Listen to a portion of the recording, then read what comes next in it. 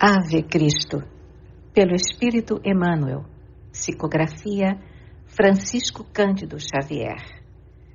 Segunda parte, capítulo 5, parte 2. Tassiano e a menina trocaram um mudo olhar de intraduzível assombro. O hino sofrera modificações, mas era o mesmo. Estáticos, recordaram o crepúsculo inolvidável sobre o Ródano quando penetraram a casa de Basílio pela primeira vez. De quem é aquela voz?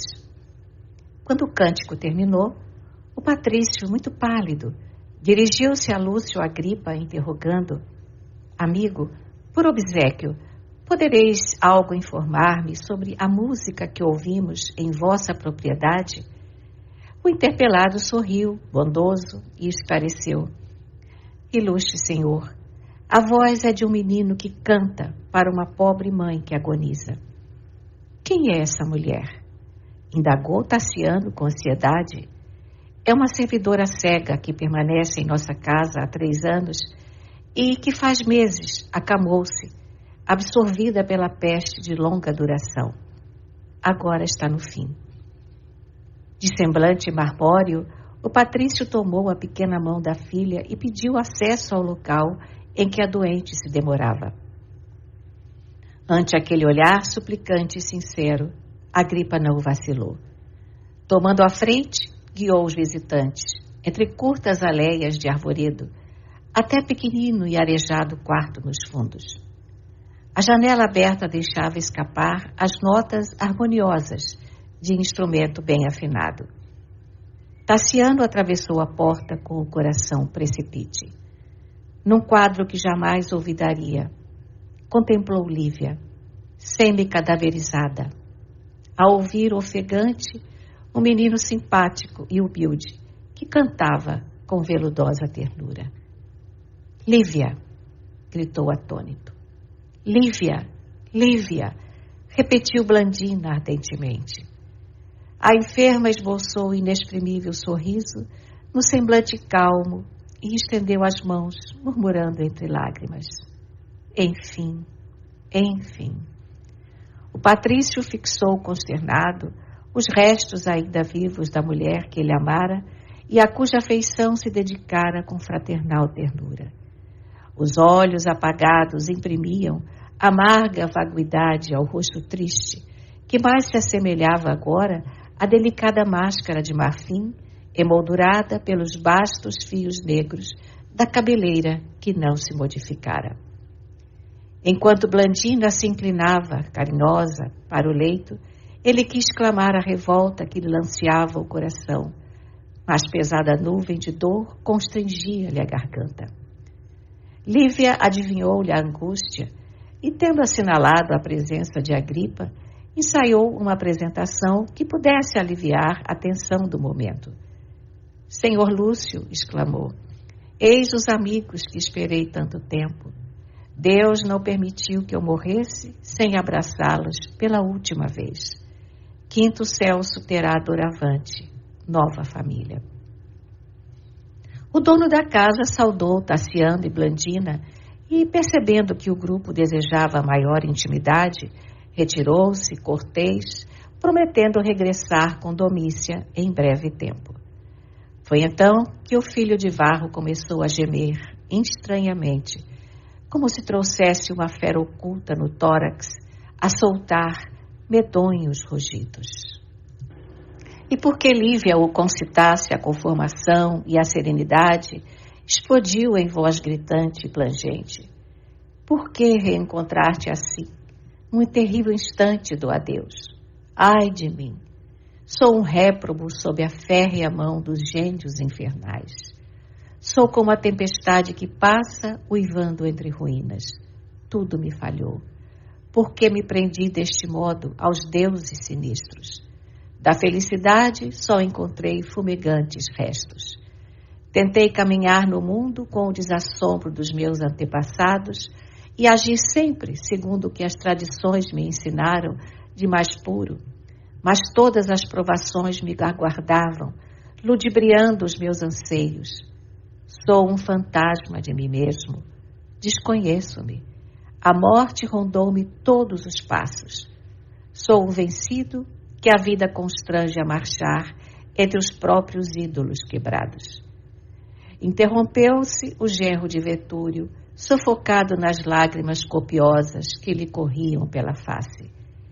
Valendo-se do intervalo, a doente interferiu com inflexão comovedora. Tassiano, por que alimentar a tormenta do coração ante a serenidade da vida? Queixas-te do mundo. Não seria, porém, mais acertado lamentar a nós mesmos? Como te renderes à blasfêmia se possuís um corpo robusto? Por que a revolta, quando as atividades de cada dia podem contar com os teus braços livres? Aprendi com Jesus que a luta é tão importante para a nossa alma quanto o cinzel é precioso ao aperfeiçoamento da estátua. Antigamente, nossos escrúpulos em família compeliam-nos a guardar a fé à distância de nossas conversações mais íntimas. Meu pai recomendava-me não te ofender às convicções. Hoje, no entanto, não sou mais a mulher que o mundo poderia fazer feliz. Sou apenas a irmã que se despede. Alguns meses antes de nosso encontro, às margens do Ródano, encontráramos Jesus em Massília. Nossa mente modificou-se. Com ele, aprendemos que o divino amor preside a vida humana. Somos simples forasteiros na terra. Nosso verdadeiro lar brilha mais além. É necessário superar com valor os percalços da existência. Em verdade, estou cega e não ignoro que a morte se avizinha. Entretanto, há uma luz a clarear-me por dentro do coração. Cristo. O interlocutor, porém, cortou-lhe a frase hesitante e bradou: sempre à sombra desse Cristo a atravessar-me a estrada. Jovem ainda, quando descobri o amor de meu pai, foi para verificar-lhe a integral rendição ao profeta judeu. Quando busquei recuperar minha mãe para o equilíbrio da inteligência, ela não se reportava a outra pessoa e morreu, suspirando pela influência desse intruso. Quando procurei por Basílio, ao voltar de Roma, lembrando-lhe a afeição que me impelia ao culto da memória paternal, o companheiro a quem amei tanto imolara-se por ele. Ponho-me ao teu encalço, gasto as minhas melhores forças na reivindicação de teu carinho, mas em te revendo, observo-te igualmente nas mãos invisíveis desse estranho Salvador que não consigo compreender. Ó deuses infernais, que fizestes de mim? Lívia fizera-se mais pálida. Blandina tomou-lhe as mãos e ia dirigir-lhe a palavra. Contudo, a enferma, com a serenidade de quem encontrara paz, dentro de si mesma, reergueu a voz e falou triste. É inútil a tua injustificável reação. Neste leito que me serve de cruz libertadora, tornei a convivência de muitas afeições que me precederam na morte. Meus olhos de carne foram crestados para sempre, mas uma visão nova me enriquece a vida íntima. Vejo meu pai ao nosso lado, abraça-me com o amor de todos os dias e pede-te silêncio diante das verdades que ainda não possas perceber. Afirma carinhosamente que aperfeiçoaste o cérebro na viagem dos séculos. Entretanto, o teu coração, embora generoso, é uma pérola encarcerada numa caixa de bronze. O excesso de inteligência eclipsou-te a visão. Sofres, mas à maneira de um homem dementado, recusando o remédio libertador. As tuas lágrimas de rebelião espiritual acumulam densas nuvens de aflição sobre a tua própria cabeça. Estás preso voluntariamente a ilusões que te ferem a alma. Meu pai, roga-te calma e reflexão. Assevera que todos nos achamos encadeados através de existências sucessivas. Somos verdugos e benfeitores uns dos outros. Somente as lições do Cristo bem vividas por nós conseguirão resgatar-nos, eliminando os elos escuros de ódio e vaidade egoísmo e desesperação a que nos acorrentamos. Compadece-te de todos, dos superiores e dos inferiores, dos que te auxiliam e dos que te escarnecem, dos vivos e dos mortos. Não retribuas mal por mal, perdoa sempre. Só assim farás luz em ti mesmo, para que possas discernir a verdade. Meu pai, anuncia-me a partida próxima. Demorava-me apenas a tua espera, a fim de transferir às tuas mãos o último dever que a terra me reservou. Hoje, semelhante missão estará cumprida. Sinto-me feliz com a graça de tua presença, junto de Blandina, ao meu lado. Agora é o fim da tarefa. Ante a pausa que se fizera natural, Quinto Celso, com os olhos arrasados de lágrimas, abandonou a harpa, esqueceu as visitas e abraçou-se à agonizante. Aquelas frases de adeus traziam-lhe à memória o quadro final da mãezinha que se fora. Amedrontado, começou a soluçar a sua dor. Enquanto a enferma acalentava-o com palavras de ternura, Tassiano concluiu de si para consigo que Lívia talvez houvesse enlouquecido pelo sofrimento. Não lhe competia amar, naquele instante, uma discussão religiosa que redundaria em prejuízo geral. Qualquer altercação acerca do Cristo não restituiria a mínima parcela de equilíbrio orgânico à criatura armada que o destino estrangulara. Reconheceu-se em erro. Afagou-lhe a fronte inundada de pastoso suor e rogou-lhe perdão. Lívia, sorridente, perguntou pelo progresso artístico de Blandina, pedindo a esta tocasse uma das velhas músicas da Casinha de Leão. A menina atendeu-a prontamente. A melodia irradiou-se por abençoado calmante no quarto estreito. Lágrimas tranquilas rolaram pelas faces macilentas da doente, que em seguida a música evocativa tateou o rosto molhado de Celso, entregando-o ao amigo com humildade e confiança. Tassiano, este é o filho do meu coração que lego aos teus cuidados. Chama-se Quinto Celso. Foi meu salvador na Trinácria. Por lá cantamos juntos na via pública. É um bravo. Se a vida me houvesse confiado um filhinho, estimaria fosse assim como Celso, amigo, devotado, trabalhador. Estou certa de que será um filho valioso em teu caminho, tanto quanto será para Blandina um abnegado irmão. O rapazinho olhou para Tassiano de estranha maneira e o patrício, magnetizado, esforçou-se por lembrar onde vira aqueles olhos no calidoscópio de suas recordações. Não era aquele o olhar paterno que o fitava no outro tempo? De onde provinha aquela criança que, além de tudo, ainda trazia consigo o nome do apóstolo que lhe dera o ser? O menino, a seu turno, qual se fora intimamente movido por automático impulso, desprendeu-se de Lívia e atirou-se-lhe aos braços. Tassiano, surpreendido, recebeu contente aquele gesto de espontânea ternura. Celso afigurava-se-lhe um passarinho a esbarrar-lhe no peito. Chegava a escutar-lhe o coração, batendo assustadiço. A criança, porém, não se contentara com o aplexo de amor, beijou-lhe a cabeça, onde os fios grisalhos começavam a surgir, e acariciou-lhe a fronte, alisando-lhe os cabelos. O filho de Quinto Varro experimentou inexplicável emotividade, constrangindo-lhe as fibras mais íntimas. Tentou conversar com o menino, entretanto, não sabia senão afagá-lo, sem palavras. Foi então que Lívia, em frases entrecortadas, descreveu para Tassiano e Blandina a luta que lhes desmoronara a paz doméstica. Helena nunca pudera recebê-los em casa, apesar da insistência de Basílio, e a cobrança da dívida dos Carpos, através da família Vetúrio, desorientara-lhe o pai adotivo. Transferiram-se para a residência de Lucano Vestino por imperiosa necessidade, e depois de relacionar os lances amargos das perseguições, reportou-se às dificuldades do cárcere, a repentina cegueira e, por último, a fuga, seguida da viagem para Sicília em companhia de Teódulo, cujas promessas não se haviam cumprido.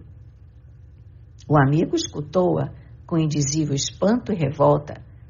Os dolorosos sofrimentos da moça em Ilião e na Trinácria dilaceravam-lhe a cerne da alma.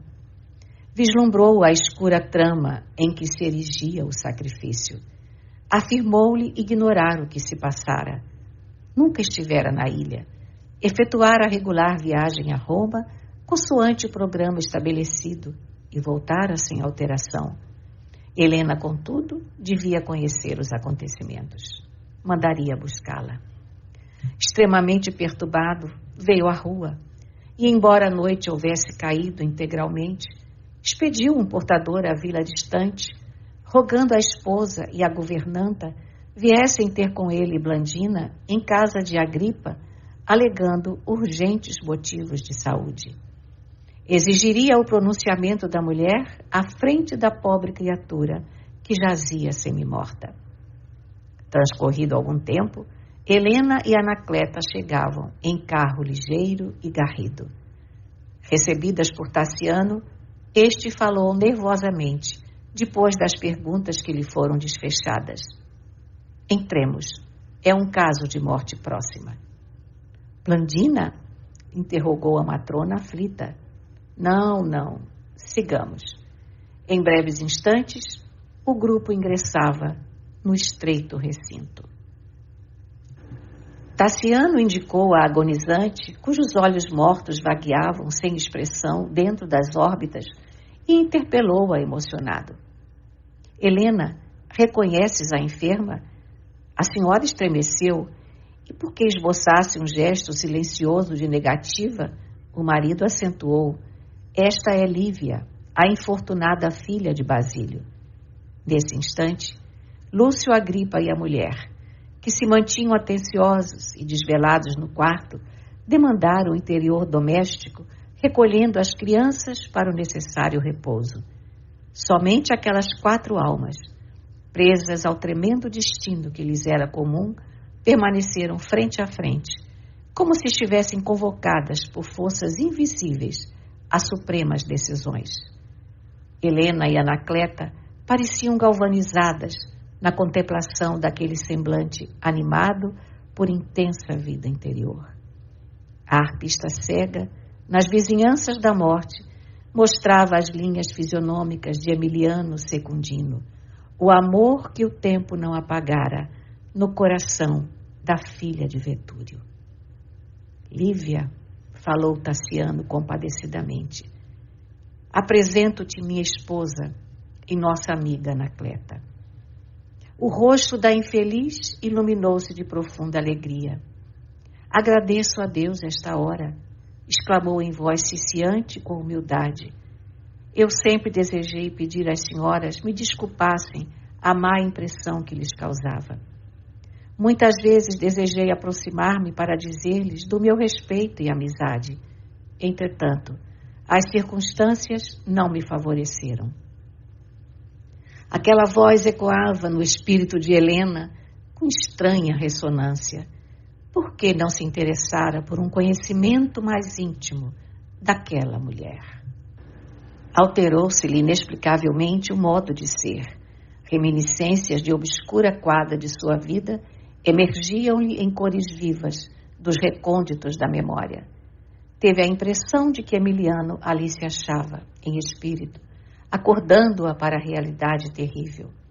Ouvidou a presença de Tassiano, despreocupou-se de qualquer conveniência de ordem pessoal e de fisionomia ansiada perguntou: onde nasceste?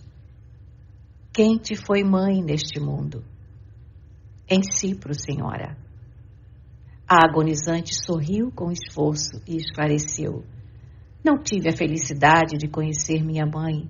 Fui recolhida por meu velho pai adotivo numa charneca. E desculparias aquela que te deu a vida se algum dia a encontrasses? Como não? Sempre rendi carinhoso culto ao coração materno em minhas preces de cada dia.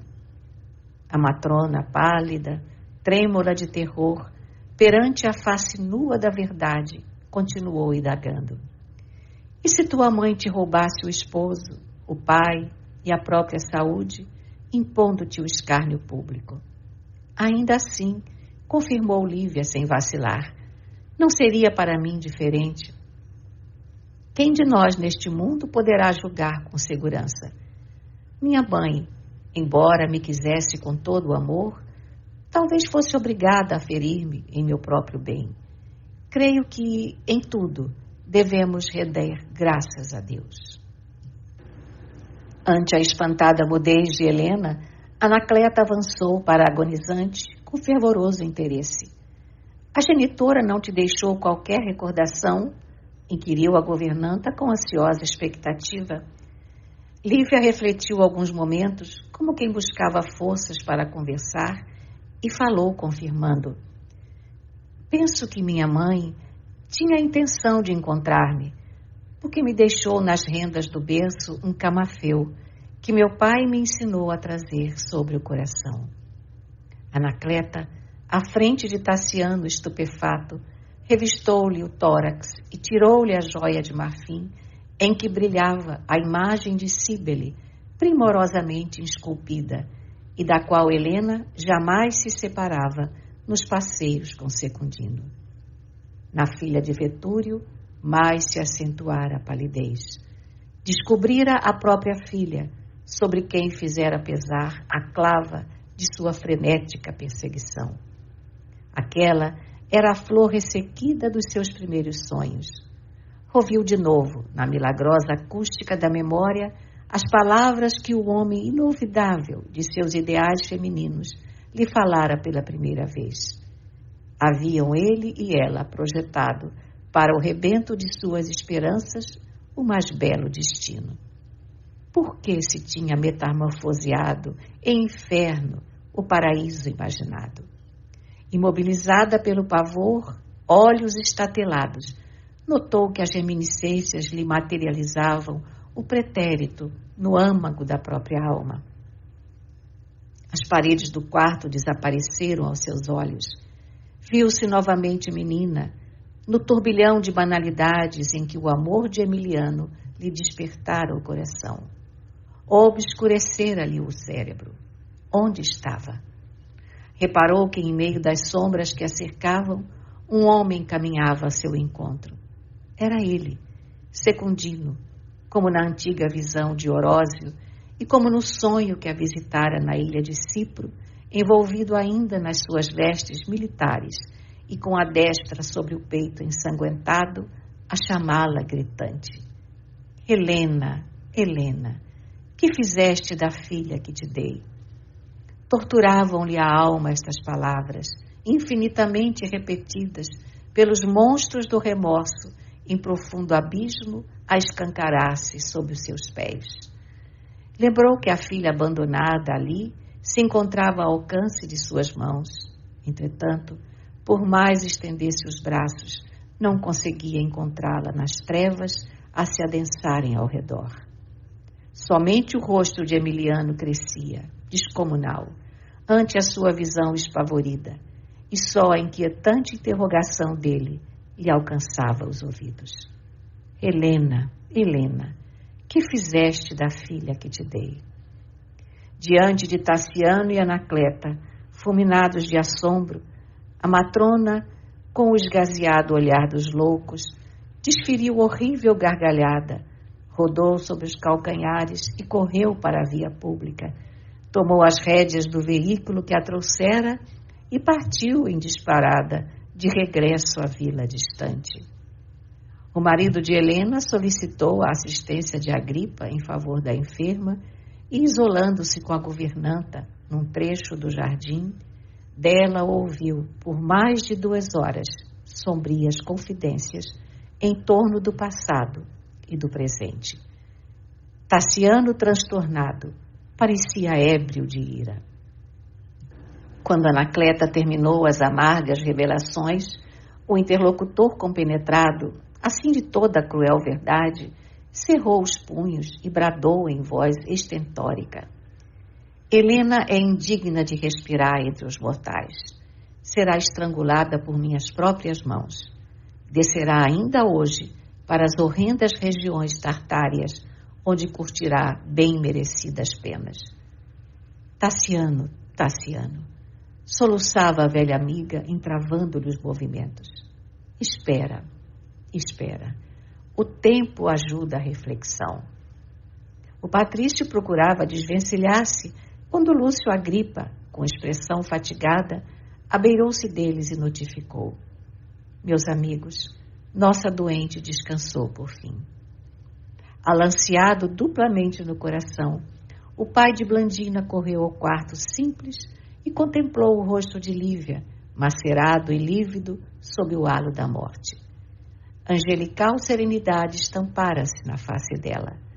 Um sorriso misterioso, que ninguém saberia definir como sendo de alegria ou de conformação, fixara-se-lhe nos lábios por derradeira mensagem de sua vida, curta aos que ficavam. O companheiro que tanto a amara inclinou-se sobre o cadáver, pranteando por alguns momentos. No entanto, como se fosse subitamente erguido por força estranha, começou a bramir de dor selvagem e a imprecar. Convenientemente amparado por Lúcio, a este rogou auxílio. Precisava de urgente acesso ao lar. Em minutos breves, uma carreta de serviço transportava-o de retorno à casa, em companhia de Anacleta. Em todo o percurso, não haviam trocado palavra. Clarões matutinos principiavam a surgir em formoso dilúculo. Seguido pela governanta, preocupada em evitar qualquer atitude de violência, o patrício chamou pela mulher com a voz clamante de um alienado mental. Helena, porém, não se achava, como de costume, em sua câmara de repouso. Após alguns instantes de ansiosa busca, foi afinal surpreendida numa poça de sangue nos banhos da casa. A desventurada matrona, transtornada pelos quadros terrificantes da culposa consciência, abrira os pulsos com as próprias mãos. Anacleta prorrompeu em ruidosas exclamações. Todos os servos acorreram pressurosos para o socorro, que não mais tinha razão de ser. Foi então que o velho Opílio, trêmulo e aflito, aproximou-se e, deparando com a filha que sempre lhe dominara o coração, cadaverizada, quis gritar, mas não conseguiu. O peito afigurou-se-lhe comprimido e o cérebro estalou à maneira de uma harpa cujas cordas se rebentassem. E o ancião caiu desamparado no piso de mármore, gemendo angustiosamente. A noite trágica passou, qual furacão desapiedado e ululante. Opílio Vetúrio, o potentado que Roma admirara por tantos anos, em razão do choque, acamara-se abatido e hemiplégico. Extinguira-se-lhe o dom da palavra. Não obstante o imenso esforço para recuperá-lo, não conseguia senão emitir sons guturais, com simiesca expressão. Dias desdobraram-se sobre dias, e enquanto uma soberba trireme o conduzia, sob os cuidados de Anacleta, a caminho de Hóstia, Tassiano e Blandina, acompanhados de Quinto Celso, regressaram a Gália Lugdunense, chagados de saudade e de dor. O orgulhoso filho de Quinto Varro, que desde a juventude desdenhava a plebe e que apenas se humilhava superficialmente no culto aos deuses das vitórias imperiais, começava a dobrar a cabeça. Abraçado às duas crianças que lhe constituiriam doravante a razão de viver, com rugas profundas a lhe desfigurarem o rosto, emoldurados já dos cabelos brancos a se multiplicarem celeremente, não sabia agora senão inquirir em silêncio o horizonte distante, demorando-se, mudo, a refletir e chorar.